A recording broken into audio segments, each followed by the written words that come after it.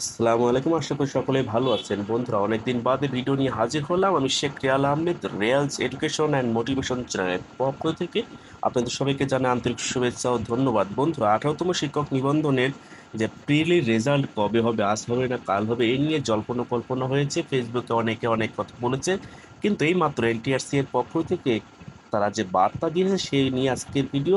বন্ধুরা, এনটিআরসি এর পক্ষ থেকে বলেছে যে কবে এই রেজাল্ট তারা দিতে তৈরি আছে সে বিষয়ে আজকের ভিডিওটি শেষ পর্যন্ত দেখবেন। আর ভিডিও ভালো লাগলে অবশ্যই লাইক করবেন এবং চ্যানেলের পাশেই থাকবেন, এজন্য সাবস্ক্রাইব করে রাখবেন।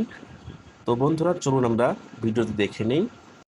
18তম শিক্ষক নিবন্ধনের প্রিলিমিনারি পরীক্ষার ফল তৈরির কাজ চলছে। ফল প্রস্তুত হয়ে গেলে সভা করে ফল প্রকাশের তারিখ নির্ধারণ করা হবে।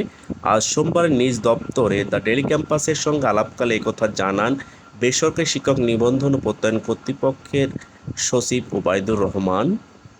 জানা গেছে, 18তম নিবন্ধনে অংশ নেওয়া প্রার্থীদের মধ্যে অর্ধেকের বেশি ওএমআর সিট মূল্যায়নের কাজ শেষ হয়েছে। অবশ্য ওএমআর সিটগুলো দ্রুত মূল্যায়ন করা হচ্ছে। মে মাসের প্রথম সপ্তাহে ফল তৈরির কাজ শেষ হবে বলে আশা করছে এনটিআরসিএ। এরপর দ্রুত সময়ের মধ্যে ফল প্রকাশ করা হবে। কবে নাগাদ 18তম শিক্ষক নিবন্ধনের প্রিলিমিনারি পরীক্ষার ফল প্রকাশ করা হতে পারে, এমন প্রশ্নের জবাবে এনটিআরসি এর সচিব বলেন, এটি নির্দিষ্ট করে বলা মুশকিল। আমরা কাজ করছি, মে মাসের মধ্যে প্রিলিমিনারি পরীক্ষার ফল প্রকাশ করা হবে।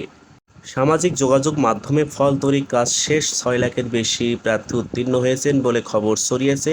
এর কোনো সত্যতা আছে কিনা এমন প্রশ্নের জবাবে তিনি আরও বলেন, ফেসবুকে তো 28 এপ্রিল ফল প্রকাশ করা হবে বলে খবর ছড়িয়েছে। ফেসবুকে কারা এ ধরনের তথ্য ছড়ায় তা আমাদের জানা নেই, তবে এসব তথ্যের কোনো সত্যতা নেই।